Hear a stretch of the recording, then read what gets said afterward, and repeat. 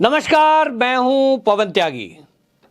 देश के अंदर पहली बार एक ऐसे प्रधानमंत्री आए हैं जो हमारे धार्मिक मान्यताओं को, धार्मिक स्थलों को, सनातन संस्कृति को और इस देश को आगे बढ़ाने का काम कर रहे हैं। ऐसा नेता कभी सदी में कभी एक बार आता है जिसको हमेशा याद किया जाता है। हमें याद आता है विक्रमादित्य का, जिन्होंने इस तरह से धर्म की ध्वजा को फहराया था। हमें याद आता है छत्रपति शिवाजी महाराज का, जिन्होंने इसी तरह हिंदू राष्ट्र की स्थापना की थी। और आज सौभाग्य से हमारे देश के प्रधानमंत्री नरेंद्र मोदी उसी विचारधारा को, उसी काम को आगे बढ़ा रहे हैं जो हमारे पूर्वजों ने कभी बढ़ाया था। देश की आज़ादी के बाद से आपने कभी नहीं सुना होगा कि केंद्र सरकार का बजट देश के मंदिरों के लिए, धार्मिक स्थलों के लिए खर्च किया जा रहा है। देश में यह तो सुनने को मिलता था कि मंदिर पे आने वाला चढ़ावा सरकारें अपने पास ले लेती हैं, जिसको लेकर के भक्तों में और मंदिरों के संचालन करने वाले पुजारी, पंडित, उनके अंदर भी आक्रोश था। लोगों का कहना था कि हम भगवान को अर्पण करते हैं दान, वो पंडित के लिए है जो उनकी सेवा में लगा रहता है। सरकारें इस पैसे को ले लेती हैं, विकास करती नहीं है। दूसरी तरफ जहां मंदिर स्वतंत्र हैं, वो जो विकास के काम ट्रस्ट के लोग करते हैं, उससे गरीब बच्चियों के विवाह, पढ़ाई की व्यवस्था, चिकित्सा, इस तरह के काम भी चलते हैं। तो इसके बारे में लोगों का कहना था कि जब देश के अंदर एक धार्मिक प्रवृत्ति का व्यक्ति देश के प्रधानमंत्री नरेंद्र मोदी के रूप में हमें मिला है, तो अब कुछ नया होना चाहिए। लेकिन आपको बता दें, 2014 के बाद से ही नरेंद्र मोदी जी की सरकार इस दिशा में काम कर रही है। और मैं ये कह सकता हूं कि जिस तरह से हमारे यहाँ अवतार पुरुष, अवतारी पुरुषों की अवधारणा है, और हम देखते हैं कि देवी देवता धरती पर काम करने के लिए, संसार के कल्याण के लिए अवतार लेते हैं, ऐसे ही मोदी जी के बारे में मेरा निजी विचार भी है। और बाकी लोग भी कहते हैं कि मोदी जी एक साधारण व्यक्तित्व, किसी पार्टी के लीडर नहीं है, देश के मात्र प्रधानमंत्री नहीं है, वो अवतारी पुरुष हैं जो एक विशेष प्रयोजन के कारण, विशेष एक अनुष्ठान के कारण, एक लक्ष्य को निर्धारित करके परमात्मा ने इस धरती पर उनको उतारा है। और इसीलिए आपको बताएं, ये काम वो कर भी रहे हैं। लोगों की जैसी अपेक्षा है, जिसको मैं भी कहता हूं कि वो किसी उद्देश्य के कारण से मनुष्य शरीर में आए हैं और हमारे देश के प्रधानमंत्री बने हैं, उसके पीछे बहुत बड़ा एक लक्ष्य परमपिता परमात्मा ने शायद विचार करके रखा है, जो इन्हीं के हाथों से पूरा होता हमें दिखता है। अभी हाल ही में आपको बता दें, मध्य प्रदेश के उज्जैन में, महाकाल की नगरी में, महाकाल लोक, उसका लोकार्पण देश के प्रधानमंत्री नरेंद्र मोदी ने किया। और इसका साक्षी बनने का सौभाग्य मुझे खुद मिला। जो वहां हमने देखा, उसके बारे में एक ही बात कही जा सकती है, ऐतिहासिक। एक ही शब्द कहा जा सकता है, अलौकिक। एक ही शब्द कहा जा सकता है, भव्य। ऐसे शब्द लोग बोल रहे थे और ऐसा लग रहा था कि धरती पे उन्होंने वाकई में एक लोक का अवतरण कर दिया है। और उसके लिए जो नाम रखा गया वो वाकई उपयुक्त है, महाकाल लोक। जी हां, देश के अंदर पहला और देश का सबसे बड़ा, और देश ही नहीं तो मैं कहूंगा दुनिया का सबसे बड़ा, भगवान भोले का, यानी भगवान शिव का एक लोक, एक उनसे जुड़ी हुई घटनाएं, एक उनके बारे में जानकारी और एक उनका स्थान, और सभी देवी देवताओं का स्थान यदि एक ही प्रांगण में, एक ही परिसर में उसको स्थापित किया गया है, उसका नाम है उज्जैन का महाकाल लोक। और उसका लोकार्पण मोदी जी ने स्वयं अपने कर कमलों से किया। आपको बता दें कि इस अवसर पर जो बातें जानने को मिली, जो लोगों से कमेंट सुनने को मिले, वो वाकई में बहुत काम के हैं और बड़े उत्साह वाले हैं। आपको बता दूं, इसके पीछे की घटना वहां के मुख्यमंत्री शिवराज सिंह चौहान ने बताई कि यह विचार कब आया कि ये महाकाल की नगरी, जो बाबा महाकाल की नगरी कहा जाती है, और उज्जैन के महाकाल, उनसे जुड़े हुए जो चीजें हैं उनको कैसे पब्लिक के बीच में लाया जाए, उसका विचार उन्होंने बताया। क्योंकि 12 साल में आप देखें कि वहां कुंभ लगता है, और वो सिंहस्थ कुंभ पिछली बार जब लगा वो 2016 में वहां सिंहस्थ कुंभ लगा था। और सिंहस्थ कुंभ जो होता है उसमें सारे संत समाज जुड़ते हैं, दुनिया जुड़ती है, भक्त जुड़ते हैं, और एक नई विचारधारा वहां से चलती है। गुरु शिष्य परंपरा के तहत इस भारत में आदि काल से, सनातन काल से ये परंपरा चली आई हुई है कि संत समाज अपने गुफाओं को, कंदराओं को, आश्रमों को छोड़कर कुंभ में जुटते हैं और जनता को अपना संदेश देते हैं, जो उनको अगले कुंभ तक एक उत्साह देता है, एक आध्यात्मिक गति देता है। ये जो सिंहस्थ कुंभ 2016 में लगा उज्जैन की नगरी में, उसी में शिवराज सिंह कहते हैं कि एक विचार आया कि क्यों ना एक विचार कुंभ भी लगाया जाए, जहां संत समाज हो और बैठ करके एक विचार हो कि देश को आगे बढ़ाने के लिए, दुनिया के, विश्व के कल्याण के लिए, इस देश को विश्व गुरु बनाने के लिए क्या क्या किया जाए। और वो कहते हैं कि उसमें 20 ऐसे अमृत बिंदु निकले, उनको अमृत बिंदु कहा गया, जिन पर विचार करने के लिए देश ही नहीं तो दुनिया के संत समाज को वहां बिठाया गया, जिसमें जाने माने बड़े विद्वान थे।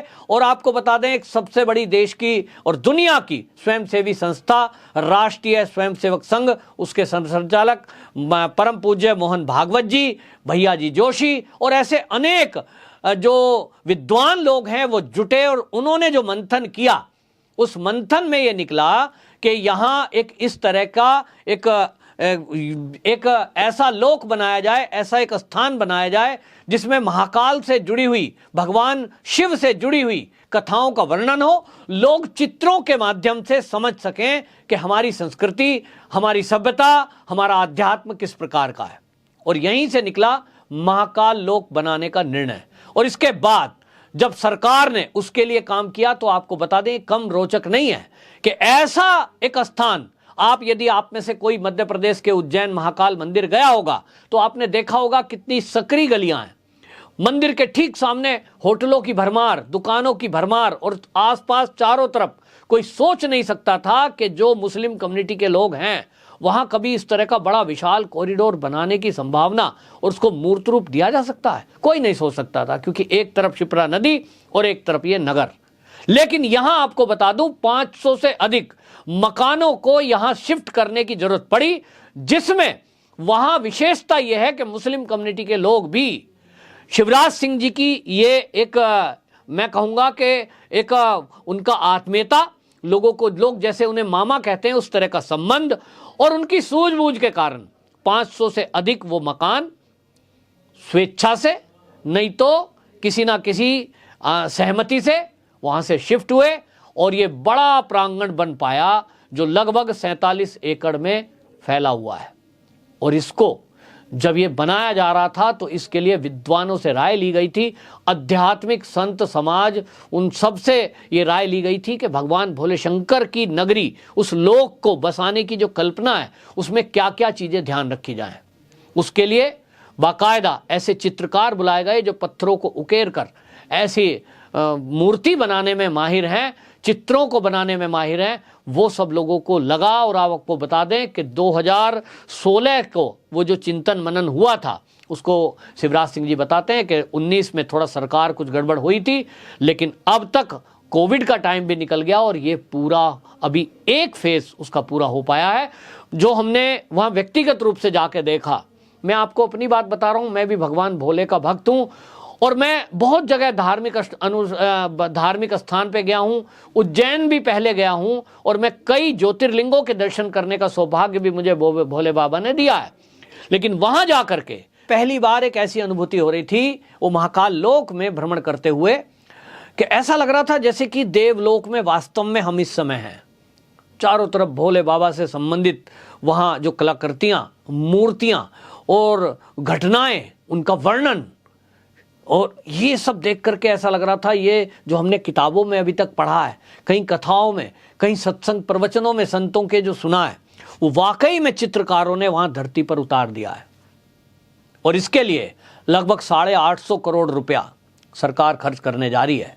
तो जैसा मैंने कहा, पहले की सरकारें मंदिरों का चढ़ावा ले लेती थी और अपने फायदे के लिए। ये पहली बार है देश की आज़ादी के बाद कि ऐसी एक सरकार, सनातनी सरकार केंद्र में आई है। और मध्य प्रदेश सरकार जो शिवराज सिंह जी की है, वहाँ भी वो सनातनी विचारधारा के लोग बैठे हुए हैं कि उनके मन में आया और 850 करोड़ रुपए वो जो सरकार है उन्होंने बाकायदा कैबिनेट से प्रस्ताव पास करके इसके लिए निकाला। हम सौभाग्यशाली हैं कि हमें शिवराज सिंह चौहान जैसे मुख्यमंत्री हमें योगी जी जैसे मुख्यमंत्री और मोदी जी जैसे हमें देश के प्रधानमंत्री मिले हैं जो अध्यात्म में इस तरह की रुचि रखते हैं, और रुचि ही नहीं रखते हैं तो धार्मिक स्थलों का विकास किया जा रहा है। मोदी जी ने वहाँ जो भाषण दिया उसमें उन्होंने साफ कर दिया कि आने वाले समय में दुनिया में जैसे लोग सीखने के लिए भारत में आते थे अध्यात्म को, और भारत विश्व गुरु की उपाधि प्राप्त था, वही स्थान आने वाले समय में भारत को पुनः मिलने वाला है। भारत को एक नई पहचान, भारत को एक आध्यात्मिक केंद्र के रूप में स्थापित करने की जो शुरुआत है, भारत के संत समाज, भारत के जो ये बाकी आध्यात्मिक लोग हैं और इस देश की सरकार, उन्होंने तय किया है। टूरिज्म इससे कितना बढ़ता है इसका आइडिया आप इसी से लगाइए कि जब काशी कॉरिडोर का उद्घाटन मोदी जी ने किया, उसके बाद से आने वाले पर्यटकों की संख्या इतनी बढ़ी कि उन्होंने गोवा को पीछे छोड़ दिया। यानी पर्यटन में देश के अंदर अगर कोई राज्य पहला प्रथम स्थान प्राप्त करता था तो वो गोवा था, उसकी रेवेन्यू इतनी थी, लेकिन काशी कॉरिडोर ने उसको पीछे छोड़ दिया। इसी तरह ये माना जा रहा है कि उससे 4 गुना बड़ा ये महाकाल लोक, ये 4 गुना बड़ा है। अंग्रेजी में उसको कॉरिडोर कहेंगे, जिसका उद्घाटन मोदी जी ने फर्स्ट फेज का किया है। इसके बाद ये माना जा रहा है कि अब दुनिया के लोग, अध्यात्म में रुचि रखने वाले लोग, भगवान भोले शंकर के भक्त लोग वहाँ इतनी बड़ी संख्या में पहुँचने वाले हैं जिसका आप अंदाजा भी नहीं लगा सकते। और सबसे बड़ी बात यह है कि जब मैंने वहाँ मोदी जी की रैली में देखा कि जो संबोधन करना था, जहाँ उद्घाटन के बाद मोदी जी को पहुँचना था, जो मैदान था, लोगों की कल्पना थी कि रात का कार्यक्रम है, उस मैदान में कितने लोग पहुंचेंगे, उनकी व्यवस्था की गई थी, लेकिन 4 से 5 गुना पब्लिक, गांव के लोग 5-5, 6-6 किलोमीटर पैदल चलकर आ रहे थे क्योंकि रास्ते बंद थे व्यवस्थाओं की वजह से। लेकिन लोगों ने कहा हमें मोदी जी के दर्शन करने हैं क्योंकि वो मानते हैं कि ये अवतारी पुरुष हैं। लोगों के अंदर उत्साह। रात को 8 बजे वो सभा खत्म होती है, महिलाएं, बच्चे, युवा उमड़ पड़े। और लोगों से हमने जब मैंने बात की, भाई आपको इससे क्या फ़ायदा होने वाला है?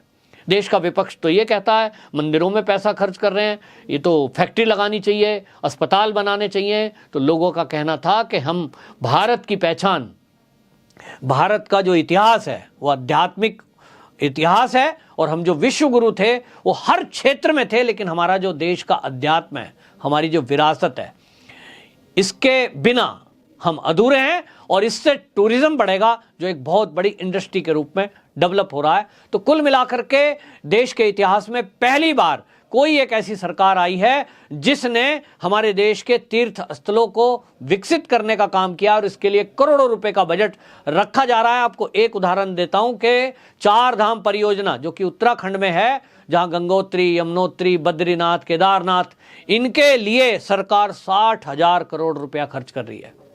4 लेन हाईवे बनाए जा रहे हैं, वहाँ रेलवेज बनाने की योजना, और जिस तरह से विकास किया जा रहा है ये पहली बार है। तो एक बहुत बड़ा अनुभव है। आपसे मेरा अनुरोध है कि समय निकालकर जरूर बाबा की नगरी उज्जैन में आप जाएं, और वहाँ जो बाबा का लोक है, यानी उनका जो धाम है, उसको जो नया रूप दिया गया है, उसका आप दर्शन करेंगे। उस आनंद को और आशीर्वाद को जरूर प्राप्त करें। जय महाकाल।